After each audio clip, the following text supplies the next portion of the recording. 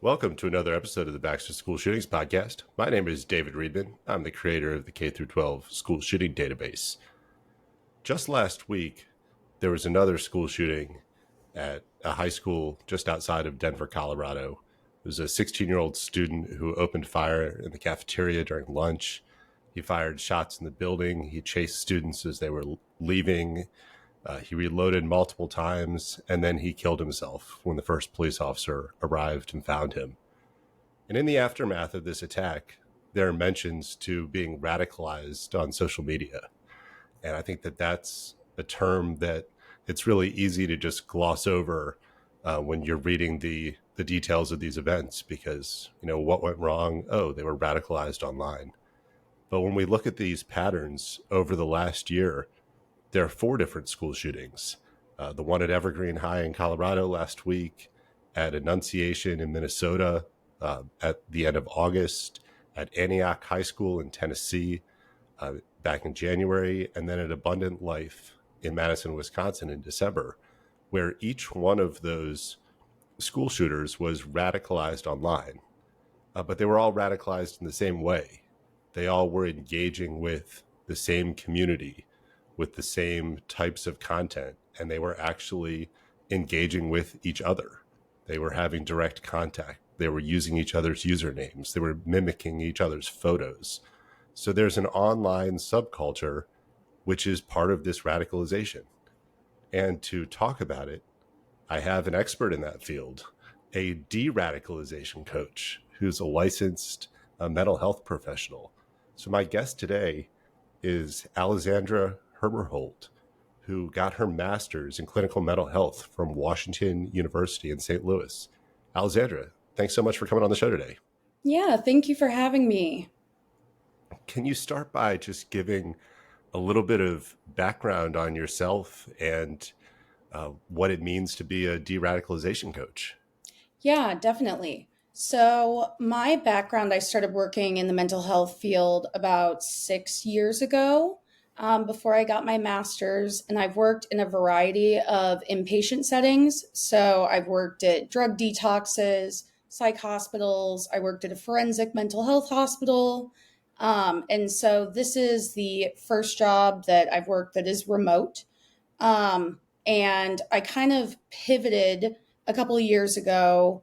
I started getting more interested in behavioral threat assessment and management, started doing some trainings in that while I was getting my master's, and began doing my own independent research on mass shooters.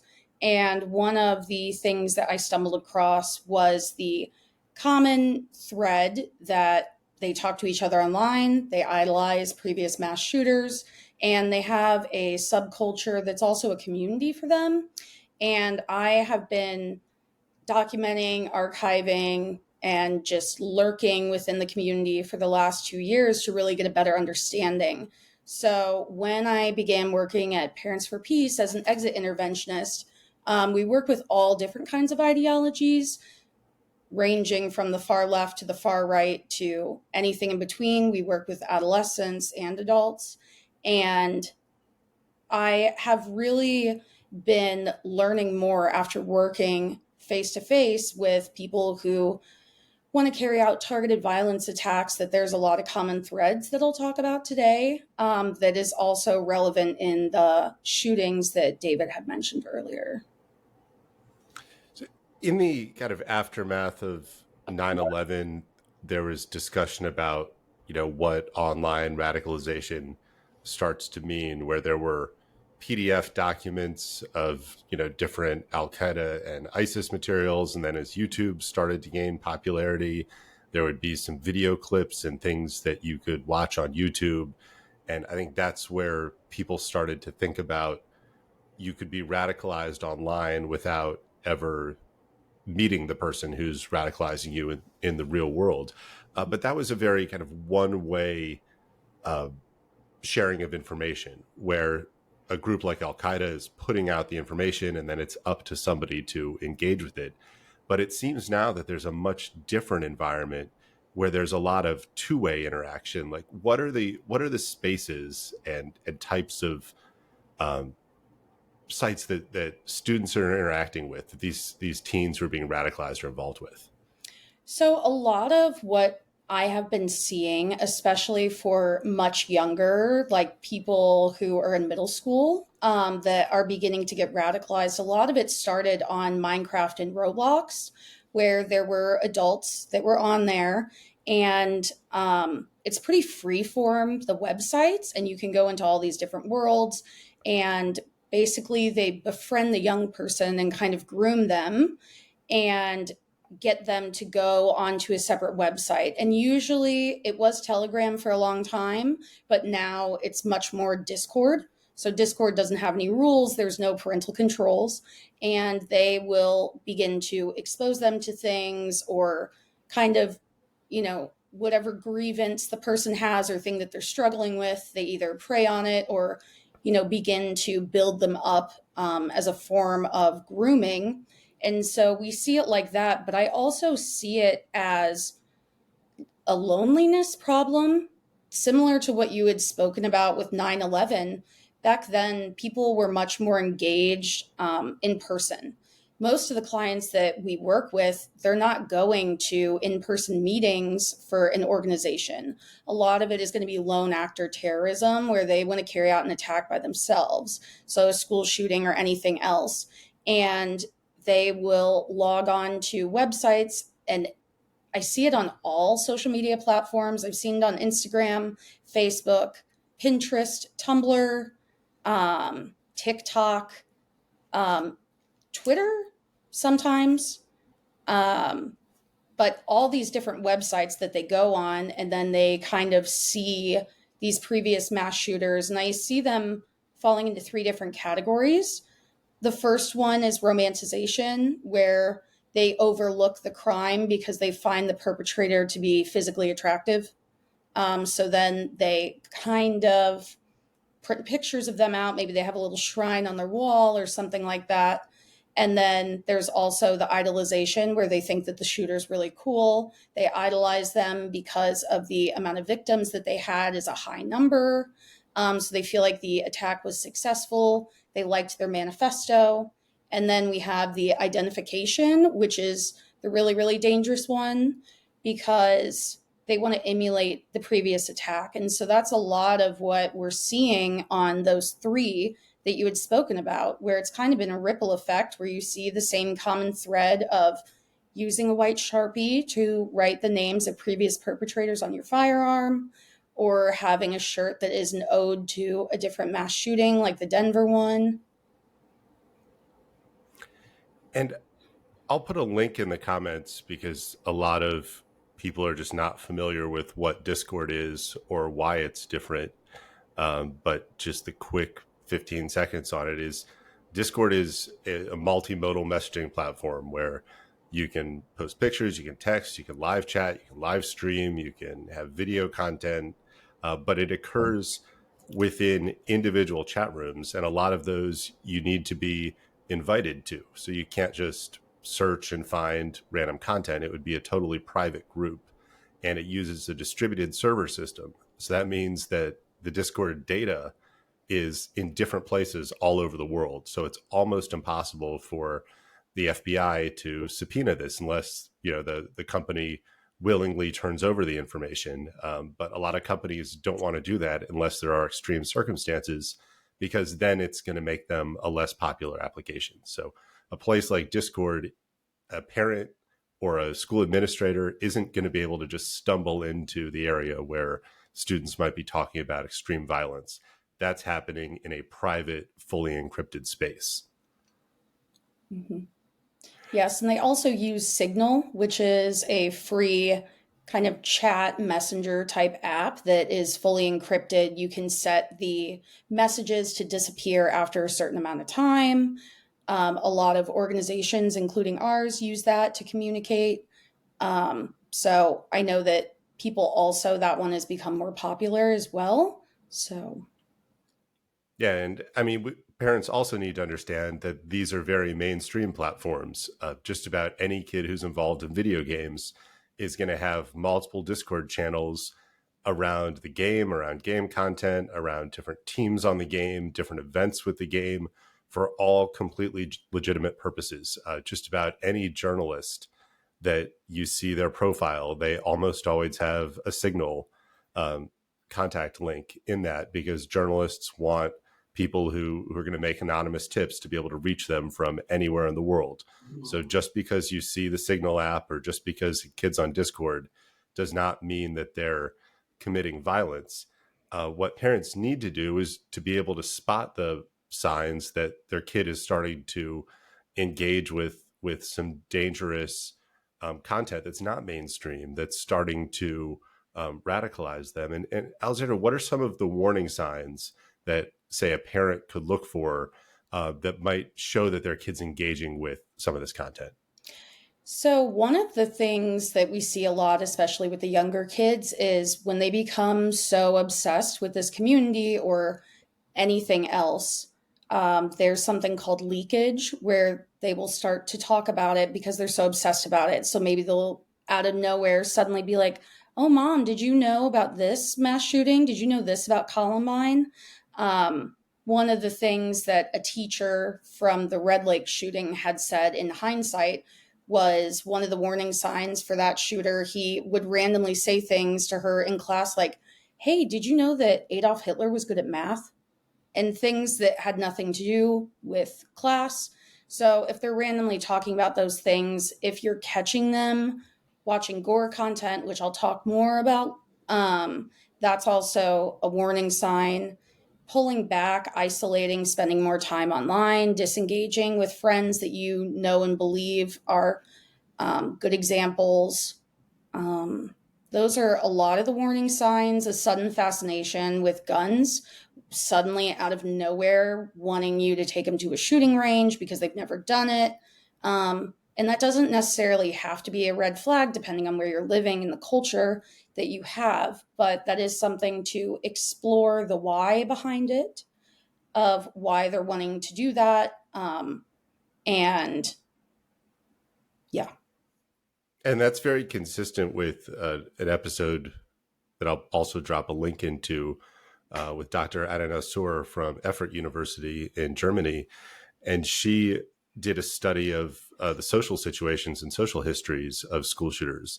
And she found that 98% of them had easy access to firearms in their home, which meant that it was a home environment where the use and readily accessible loaded weapons were something that was normalized and regular for the family. And in the majority of those mass shootings or school shootings, shooting sports or shooting or gun related activities were the primary family bonding activity. So if there is a kid who you're not in a family that has that as a core part of their culture, but suddenly they're very interested in it, that change in behavior could be a warning. Of these last four school shootings, these pre-planned school shootings at Antioch High, at Annunciation Catholic, at Evergreen High, and at Abundant Life, all of these shooters were involved in TCC, or true crime community. And I think as an adult, you hear true crime and you think it's going to be the cool podcast where, somebody's looking at an old case. What does true crime community mean for teens and adolescents?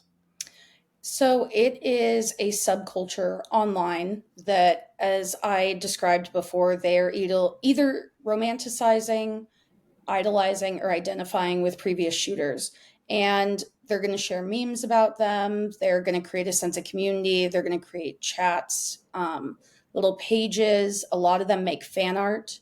A lot of them will print photographs of the perpetrator out and frame them, hang them on their wall, make keychains, things like that, because I think a lot of them at that point don't fully, especially with the romanticization, they don't fully grasp that it's a real person that did this and not a movie character. And they kind of rewrite the way that they see them and project. But one of the main things with the true crime community is that these people are having a parasocial relationship, usually with someone who is deceased. So most of the perpetrators that are really idolized are deceased, which is another layer that is very bizarre, and I think could seem harmless to a parent, because it's not as if you're having a warning sign that they suddenly want to write a mass murderer in prison or something, like the person is deceased, so it doesn't feel like a threat. Um, but a lot of them, they encourage each other. They sit around like any other kind of fandom and fangirl or fanboy about the perpetrator that they like, make fun of the ones that they don't like. And most of the people in the true crime community, I wouldn't say are inherently dangerous, but there definitely are the ones that are. And there is a lot of warning signs that can happen. And again, with the leakage, I've seen on on platforms like Tumblr, where people will post a picture of something, of a shirt that they made, which is another marker of previous mass shootings. There's a 1 or 2 word message on the shirt, which comes down from Columbine and has been repeated over and over. And they will post it and say, like, what do you think of this for my attack coming up? And more recently, one actually did happen that afterwards I saw that they were pretty big in the true crime community, posted pictures to some of the people in their group. And it was a 12-year-old girl in Mexico, and she brought an axe to the school and attacked someone at the school. No one died. One person was injured, and they were able to remove the axe from her. And so a lot of them, they begin to document and research other mass shooters, and depending on their mental wellness, because a lot of this isn't a mental health issue, it's a mental wellness issue. It can't be fixed with just medication. You have to remove the person from the environment and stop them from seeing these things and engaging with these things. At the organization that I work for, we view this and radicalization as a form of addiction to hate, where you become entrenched in this and it feels like a sense of normalcy, similar to drug addiction or porn addiction or anything else. And you keep getting more and more extreme, especially when you're around other people that are condoning your behaviors. And you get lost, and it becomes your entire personality and sense of being. And so to help that person, you have to help them change their people, places, and things. And I think that the media often misrepresents incidents like this as just a mental health issue, because it is so complex and they don't know what to do and they're scared and they don't understand. And it's easier to just write things off as a mental health issue. But if that were the solution, then all we would have to do is involuntarily commit someone to a psychiatric facility, and then they would be good to go.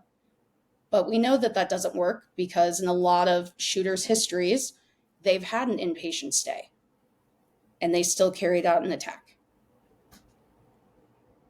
Yeah, I think that was really evident from the episode that I did with a forensic psychologist, where we looked through the manifesto of the Central Visual and Performing Arts shooter, and he was hospitalized multiple times. He was under the care of 5 different physicians who he all listed in his manifesto, and he talked about how easy it was to manipulate them and how easy it was to change his story. So when somebody has severe mental illness, if they have paranoid schizophrenia, it's not something that they can turn on or off, and they're not living in a lucid world where they're making plans or making attempts to either be suicidal or not be suicidal. Like, it's very different circumstances. I want to get back to your point about the fan art for a minute, because if any of the listeners haven't done it, it's fascinating but it's disturbing. If you look up any of the notable school shooters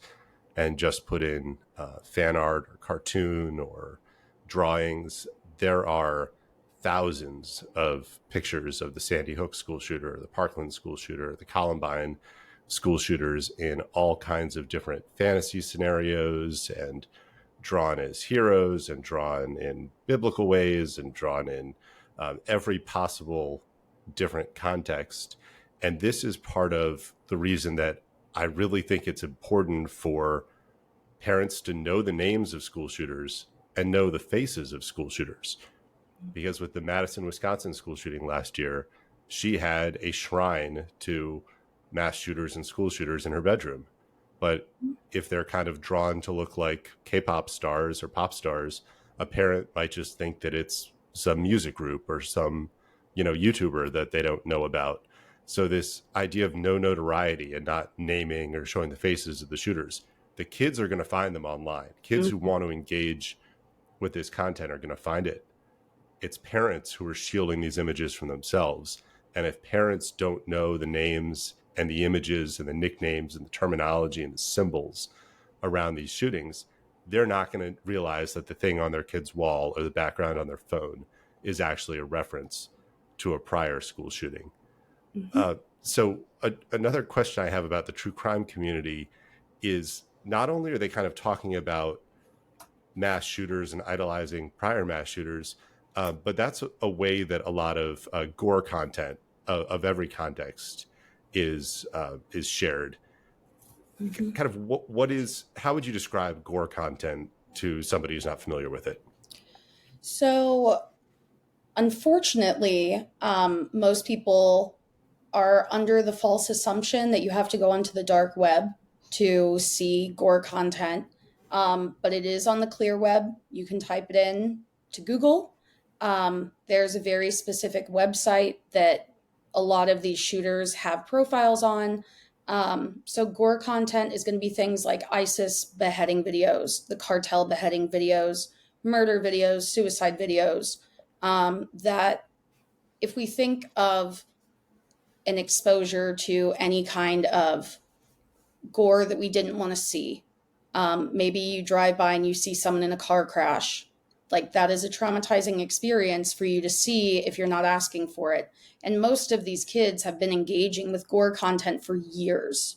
And similarly to porn addiction, it becomes addictive, where the best way that I can describe it is that if you look at it through the lens of pornography addiction, most people, they may look at a Playboy magazine and then it doesn't do it for them anymore. So they look at a video and then they look at something that's more extreme, like BDSM, and then that doesn't do it for them. So they continue to level up and watch more and more so that they can get that same feeling, because the fear of doing something you're not supposed to be doing is very alluring and fun, and you get a rush from it.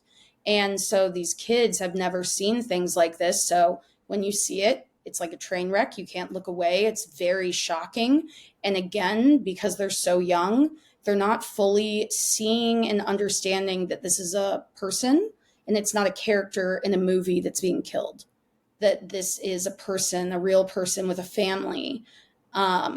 And so most of the clients that I've worked with recently, I began asking them about gore content. And what I've found is most of them started watching it in middle school and then have compulsively continued to watch it. And their parents never knew, because they just didn't. A lot of these things like Discord, they share the videos in Discord, or they will do prank videos where it looks like it's a video of a kitten with the little picture, and then when you press it, it's a beheading video or something. So you're not asking to see it, but you're being exposed to this. And depending on what person is speaking to them online, this sometimes can be a form of grooming, because they want to overexpose them to things like this so that they will be desensitized, and it's easier to encourage them to carry out a targeted violence attack or to consider carrying out a targeted violence attack. And it's easier for them to be manipulated, to join an organization or to, be groomed by someone. And I mean, as you noted, this isn't the dark web. I think something that has an enormous impact on definitely kids and teens, but probably all of us, is in the last 2 years, all of the social media platforms, Facebook, Instagram, YouTube, Twitter, have almost all either completely removed or really gutted their trust and safety teams. So where there used to be a lot of regulation of content, there were buttons where you could click, report this, this is violent content, this is graphic content, and it would be immediately frozen and flagged until it was reviewed. I found out about that with the school shooting database because just tweets about school shootings a couple of years ago would get frozen for content review, even though I was just providing text information about an incident.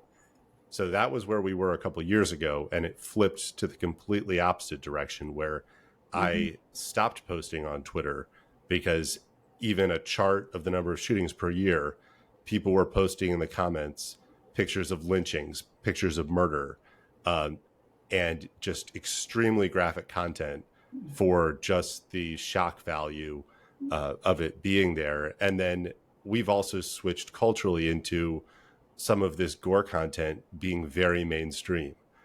In the last 2 weeks, the president has tweeted out or messaged out pictures of people on a boat, and you can see people moving around, and then a missile destroys the boats. That is not as graphic as watching an ISIS beheading, but we are normalizing that there are some moving people in a picture and all of a sudden they are vaporized by an explosion, or the knife attack that occurred on a subway where they're saying, this is the most terrible video I've ever seen. There's this video, horrible, horrible. It's going to scar you if you watch it. That's telling people to engage with this gore content, and it's happening in a very mainstream way. Yeah. And this has also been a prevalent theme for some mass shooters, especially the ones who really idolize the Christchurch shooting that happened in New Zealand. The perpetrator there had a lot of victims and he live streamed the entire thing. So you were able to watch a long form video that was a POV, as if you were playing a video game or something. And that inspired a lot of other attackers who have failed miserably at live streaming an attack. But a couple of them have been successful, and those videos also circulate a lot. And the bodies are not censored. You see the person deceased, you see the blood, everything. And again, you're seeing it on the clear web, you're seeing it on social media. I've seen lots of things like that on Facebook. And, the people that are sharing it are older people. They're not children, but they have a friends list of how many people of all ages, probably. And they're sharing that content because it's become normalized to them as well. So I think that this is also a social issue that we're having, that this is becoming acceptable to engage with content like this in general. And children are just following suit because it's easy to get to. And I haven't had a single family I've worked with that ever had parental controls on their children's phone. Yeah, I'm thinking back to in 2022, there was a Las Vegas Harvest Festival style attack at a private school in Washington, D.C., where a guy had 1,000 rounds of ammo and 6 rifles, and he had rented the 5th floor apartment across from a school. And he had a scope that was set up to live stream.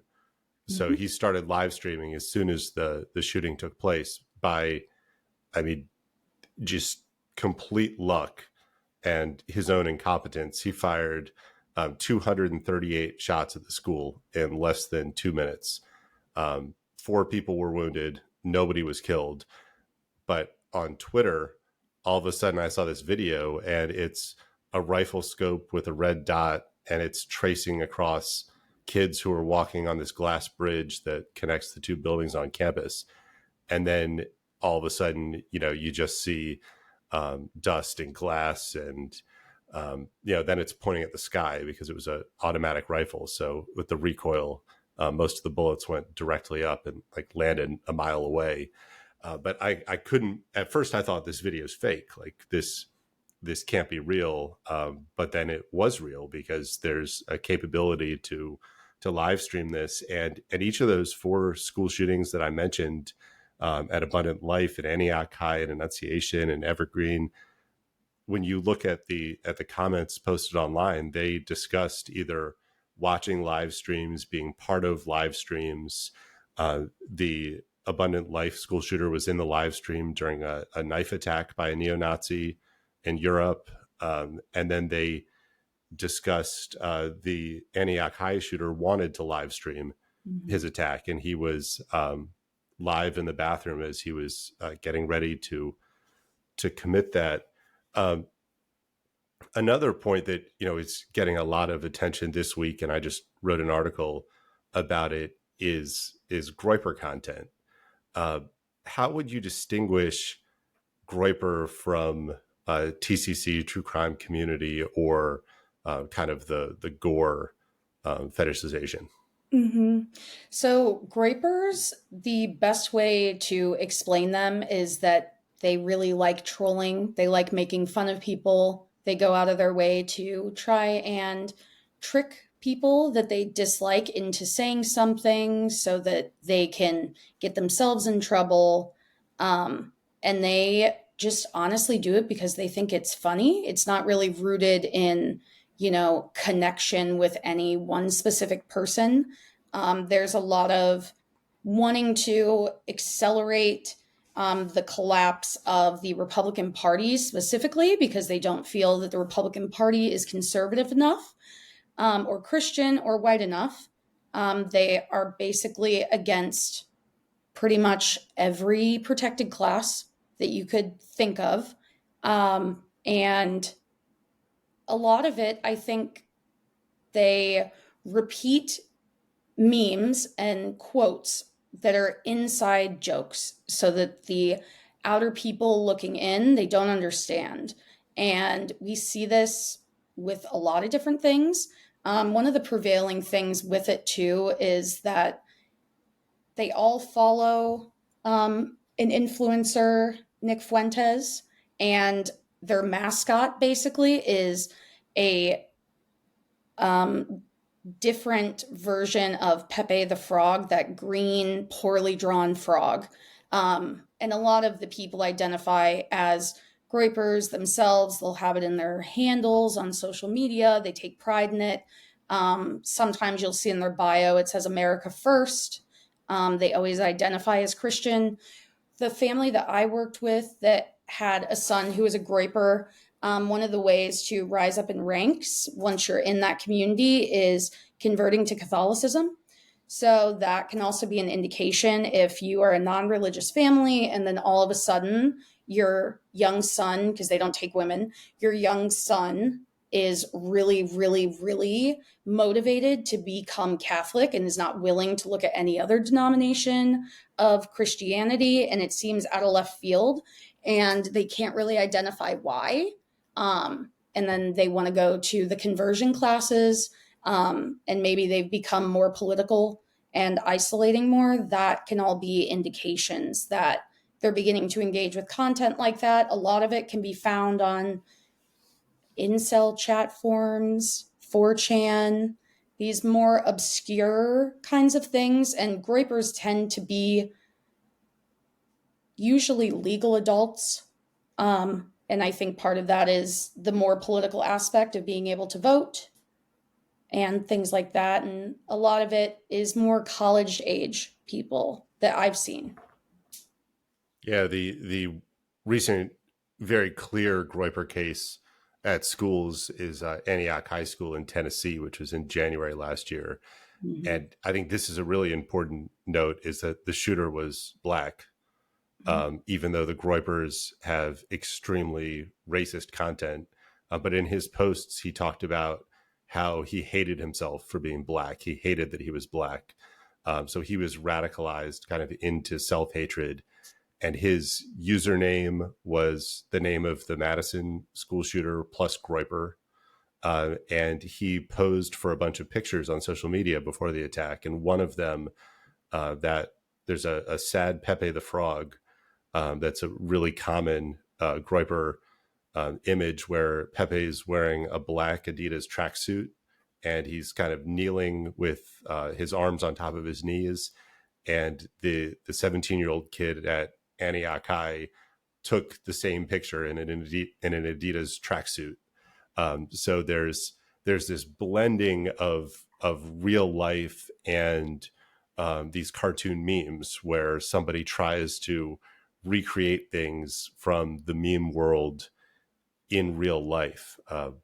So, I mean, that's again why parents need to be familiar with this content, because if you don't understand what the meme means, you don't know why all of a sudden your kid is wearing, fish t-shirts to school every day with a bunch of tie-dyed t-shirts with frogs on them. And that's because maybe they're trying to send a really coded message that they're part of this without overtly, having Pepe on their shirt. And one of the things that a lot of people do find exciting, and this is within any kind of radicalization, is the idea that they're pulling one over on people. Like they say a meme to you, or they're like, hey, mom, look at this. And you look at the meme and it makes absolutely no sense, but they know exactly what it means. And there's a deeper connotation or a deeper meaning behind it.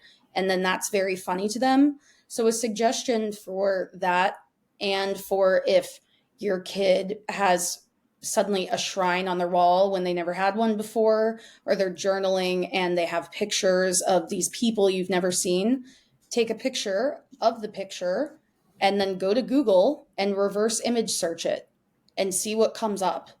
Because if it's art, if it's a previous mass shooter, it will come up and you will be able to tell what it is for the most part. Because if you ask your kid, they're not going to tell you. They're going to say it's a friend. They're going to say it's a character on a movie or something else. But they're probably not going to be honest with you, and you're going to need to do your own investigative work and not just overlook things and hope for the best. Because we've seen time and time again that something bad happens when people aren't willing to ask more questions. Well, that, pull one over on the adults is absolutely true from the Abundant Life shooting in Madison. So I was a 15-year-old girl, and her father was posting pictures of her at the shooting range, and she's wearing one of the t-shirts from the Columbine Basement Tapes, which is the name of an obscure Euro 90s punk band. And it's like there's no reason for a 15-year-old girl in 2024 in Madison to have any interest in some random Euro punk from the 90s. But her dad is just totally oblivious to it. But if you know all of the subculture around this, you would immediately spot it and be like, wait a second, this girl is literally at a shooting range wearing a Columbine t-shirt. Like, that is saying overtly, I'm part of this and none of you realize it. A recent case that I have that was an indication for me as well. There were two things that indicated to me, which I think it can be important for parents to know, similar like that, is there is a gator mask that is black and it goes over your nose but doesn't cover your eyes, and it covers your mouth, and it has a skull mouth on it. And this has become, it was more of a Nazi thing, but it's really become a staple of mass shooters. And a lot of the people that are referred to me that are obsessed with targeted violence and want to carry an attack out, they have one of those and they take selfies in it. That's another thing that they do, similar to how he was speaking about another shooter that was mimicking previous images that other shooters have taken. So that can be an indication. And another thing too, similarly talking about a 15-year-old girl suddenly knowing this 90s obscure band doesn't really make any sense. And there is a video game that Columbine, the two Columbine boys were obsessed with. And the kid that was referred to me recently, the only poster on his wall was of that video game from the 90s. And he's like 15 also. It just made no sense and was a huge indicator to me that there was something deeper. And when we did look deeper, there was a lot of concerning things happening. But if I didn't know those small things about the subculture, I would have never asked those questions and he would have continued to fly under the radar. Yeah, and the skull mask, I mean, just last week, the Evergreen High shooting in outside of Denver, where that was a 15-year-old student, he posted the selfie in that same skull mask, and the Antioch high school shooter wore that as well. In the Evergreen case last week, it was not just the skull mask, but parents also need to know the symbols, like if they did find it and see it. So not only did he have the skull mask, but on it he wrote Al Noor, which was the New Zealand mosque attacker. He had the number 14 on there, which is the white supremacist 14-word slogan that they have. 88 was on the mask, and H is the eighth letter in the alphabet. So it's Hail Hitler is 88. White supremacists have been doing that for years. He had a cross drawn on it, but it is a Celtic style cross with a circle around it. So if you see a cross with a circle, that's usually a white supremacist symbol, where it has like the interlocking cross with the circle around. And he also had TJD written on the mask, which is total Judith. So parents, like, there's no parent, there's no teacher, there's no normal school counselor who wants to be like really immersing themselves in white nationalist and neo-Nazi like culture and symbolism. But these kids are operating in deeply coded environments, but they're doing so with the intent to be seen, which means there's a chance to stop this. So if a parent does spot some of these warning signs and they seek out somebody like you, who's a de-radicalization coach and a licensed mental health practitioner, what can you do to help de-radicalize somebody? So it's different for every person. Similarly, like with any other addiction, there has to be a little bit of motivation. One of the perks of working with adolescents is that parents have a lot of leverage over their kids when they live in the home, and they have control over their finances and what they're able to do. So sometimes it looks like having to literally take their phone and their laptop away when it's not used for school things, and just completely unplugging them from an ideology. And a lot of the things that I do is I don't challenge their ideology. I ask a lot of questions to have a better understanding of it. And I try to look at like what's behind the ideology. And a lot of times I try and explain it to other people as, if you see like a 4-year-old screaming and crying, and they didn't sleep well last night or something, like, you shouldn't get annoyed with the screaming and crying. Like, you should look at what's behind it. And it's similar to this, where it's like, okay, why are these kids like looking at this? What is behind it? And more times than not, I just see them being really lonely, and they feel like a loser. They're not successful in areas that are important to them. They don't have other people to bounce things off of, especially when working with adults. A lot of them are not in college. They don't have a job. They're at home with their parents again, and they don't feel good about themselves. So if a person can say, well, I feel like a loser, but at least I'm white, so I'm better than everybody else, they're going to cling to that because that's the only thing that they have. So we work with them to try and help them build confidence in other areas. And the goal that I work towards is trying to help them create a life that's so good that they let go of the ideology. They're not attached to it anymore, and they don't feel like they need it, because a lot of times they're using it to pacify these feelings, these negative feelings that they have about themselves. And instead of turning it inward, they decide to turn it outward. So we encourage people to re-engage with the community. We encourage people to re-engage with friends, try new hobbies, try old hobbies, have these kinds of conversations without judgment with them about their ideology, try to figure out like the why, and try to get some buy-in so that they'll actually be honest with you. When it is appropriate, we encourage them to have therapy, family therapy, medication. We have, at times people have had to have inpatient behavioral health stays. It really just varies on the person. So we're willing to meet people wherever they're at. And we're not going to come at them with judgment. They can tell us all these things that they're saying and thinking because someone has to hear them to know the severity of it and to be able to assess how far along they are on the radicalization scale. But it takes a lot of time and it takes a village to help the person. Um, and so another thing is similar to just regular drug addiction or anything else. A lot of times there are relapses, but that doesn't mean that they slid all the way back and that they're not ever going to be willing to engage again.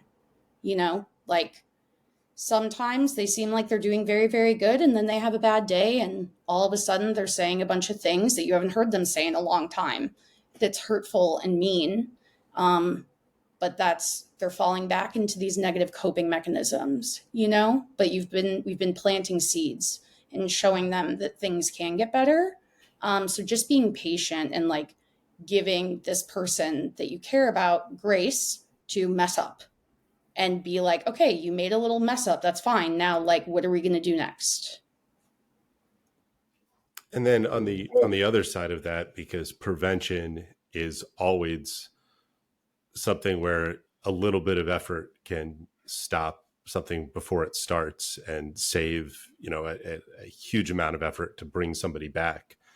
If you're a parent of, say, a young teen or even a middle school kid who is getting their first phone, what can a parent do to try to prevent their kid from getting involved with this content? It's always good to have conversations about digital literacy and to just like have conversations with your kids and ask them, like, what are you looking at online? And a lot of times when I have the conversations with the kids, I ask the questions with the assumption that they've already seen it. So I ask them, when was the first time that you saw like a gore video? Because they most likely have seen it. And even if they didn't see it on their own phone, someone at school, someone on the bus, a friend, you're at someone else's house, they're going to show it to you because they're so wowed about it. And again, having a response of following it up with questions and not freaking out on them and kind of, seeing like, well, how did it make you feel? Like, have you thought about it? Has it been difficult for you to sleep? All those kinds of things. There's also other applications like Bark that parents can download to have controls on their child's phone where you can add in words that are blocked so they can't search things like beheading. And it's not going to, constantly be monitoring everything that they're doing on their phone. Like it's not, you can mirror the phone and look at it, but it will just add a buffer to make it a little harder because a lot of times people do these things because it's readily available and it's easy. And if they have to, work harder to go and look for a beheading video, they might lose the motivation. Yeah, I think that is a really important part of this because, very objectionable, very violent graphic content has existed for a long time. I remember, this will date me because I don't feel this old, but around middle school or so, that somebody had a VHS tape of bum fights.